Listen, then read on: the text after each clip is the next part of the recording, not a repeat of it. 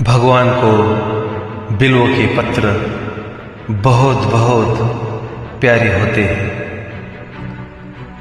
जो भक्त महाशिवरात्रि के दिन भगवान को बिल्व पत्र और तुलसी समर्पण करता है, वह भगवान को बहुत बहुत प्यारा होता है। इस महाशिवरात्रि के पर्व पर मैं आप लोगों को और भी कुछ जानकारी देना चाहता हूँ। जितना भी वीडियो में समावे उतनी जानकारी मैं आपको जरूर दूंगा। जो बिल्व पत्र से और उसके पत्ते से शिव जी को समर्पण करता है, महापुराण में कथा आई है। महापुराण में एक शिकारी की कथा आई है। शिव महापुराण में एक बार एक शिकारी, उसे जंगल में रात देर हुई,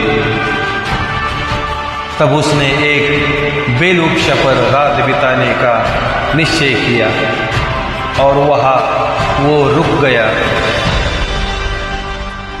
जगह रहने के लिए, शिकार करने के लिए जगह रहना पड़ता है और जगह रहने के लिए उसने एक तरकीब निकाली। उसने सोचा क्यों ना इसी बेलपत्र पर किसी शिकार का लक्ष्य साधा जाए और उसकी यहीं से राह देखी जाए। तो उसने उसको जागे रहने के लिए एक एक बिल्व पत्र को नीचे फेंकने का निर्णय किया। वह सारी रात एक एक करके बिल्व पत्र तोड़कर नीचे फेंकता गया। कथा के अनुसार उसी बेल के वृक्ष के नीचे एक पुराना शिवलिंग था और शिवलिंग पर बहुत से पुराने पत्ते इकट्ठा होने के कारण वह शिवलिंग ढका हुआ था। लेकिन शिवलिंग पर प्रिय पत्तों का अर्पण होते हुए देखकर शिव भगवान बहुत बहुत प्रसन्न हो उठे। जबकि शिकारी को अपने शुभ कृत्य का आभास नहीं था। भगवान शिव ने उसे इच्छा पूर्ति का फिर भी आशीर्वाद दे दिया। यह कथा बताती है शिव जी कितनी आसानी से भक्त के लिए प्रसन्न होते हैं। इसलिए भगवान शिव जी को भोलेनाथ भी कहा जाता है। तुकाराम गाथा के ग्रंथ में एक ऐसा अभंग भी आया है, वह भी अपनी तरह से अद्भुत है। इसका विवरण इस प्रकार है कि भगवान ने उनका भी उद्धार किया है, भगवान उनको भी प्रसन्न हुए हैं जिनको भक्ति का ज्ञान नहीं था। इसमें एक पक्षी का वर्णन आया है, इसमें एक चोर का वर्णन आया है जो चोरी करने के उद्देश्य में मंदिर में घुसा था, लेकिन फिर भी शिव भगवान उस पर प्रसन्न हुए और उसको आशीर्वाद दे दिया। इसलिए शिव भगवान को भोलेनाथ कहते हैं। एक पक्षी जिसका नाम गहरी, मराठी में उसको गार कहा जाता है,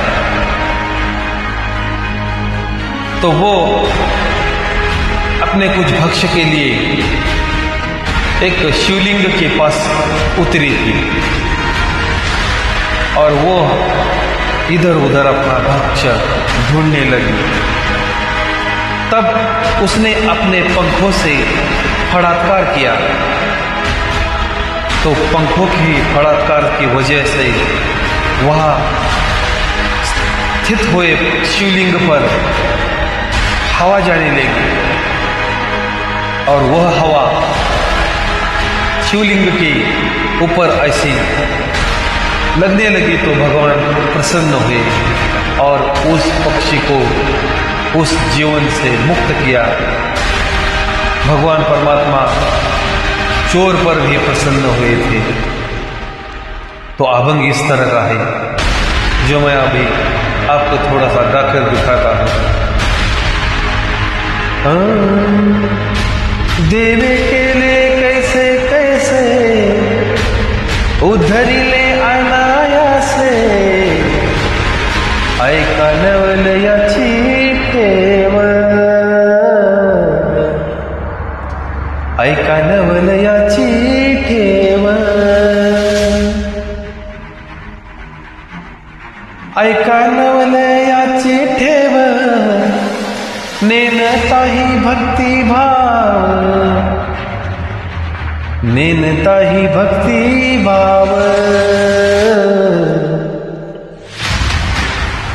कैलासासी नेला भिल्ल, पानेडी बैसला भिल्ल, पानेडी बैसला, कैलासासी नेला, ऐका नवलयाची ठेव, ऐका नवलयाची ठेव। तो भगवान परमात्मा के बारे में तुकोबराय वर्णन करते हैं। भिल्ल के बारे में जो शिकार की वजह से बैठा था उसका उद्धार किया। पक्षी के बारे में जिसने पंखों का फड़ाकार किया और शिवलिंग को हवा दी उसका भगवान ने उद्धार किया। तुकोबराय कहते हैं, तुका म्हणे भोळा स्वामी माझा कोवळा, ऐका नवलयाची ठेव, नेनताही भक्तिभाव।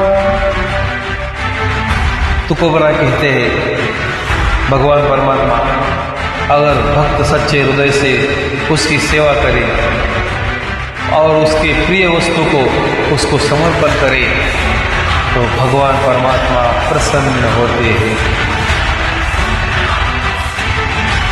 भगवान ने जीव को कौन सा भी कष्ट न देते हुए उनका उद्धार किया हुआ है। इस बात का वर्णन सभी ग्रंथों में, पुराणों में आपको मिलेगा। भक्ति के प्रांगण में उनका भी उद्धार हुआ है जिसे भगवत भक्ति का ज्ञान नहीं था। और यही एक आश्चर्य की बात है। गलती से भी एक बिल्ल उद्धार होकर गया और पक्षी का भी इसी वजह से उद्धार हो गया। भगवान शिव ने उसे ही पूजा मानकर उसका उद्धार किया, जिसे कुछ भी ज्ञान न होते हुए भी भगवान की पूजा की है। चोरे पिंडी दिला पाव, एक चोर ने भगवान परमात्मा के शिवलिंग पर पाव रखकर मंदिर की घंटा छोड़कर उसको चुराने का प्रयास किया था। फिर भी भगवान शिव उस पर प्रसन्न हो गए। ऐसा वर्णन ग्रंथों में आया है। वह चोर चोरी करने के उद्देश्य से घंटा छोड़ रहा था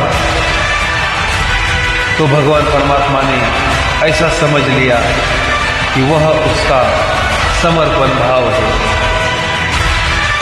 भगवान सोचने लगे, हर किसी ने मुझे आज तक बिल्वपत्र, मिठाई, तुलसी पत्र ये सब अर्पण किया है, पर ये कैसा भक्त है जिसने मुझे खुद का देह समर्पण किया है। बल्कि वो चोर था, घंटा चुराने के उद्देश्य से आया था, फिर भी भगवान ने उसका उद्धार किया। इसलिए वो भोलेनाथ थे। जय भोलेनाथ।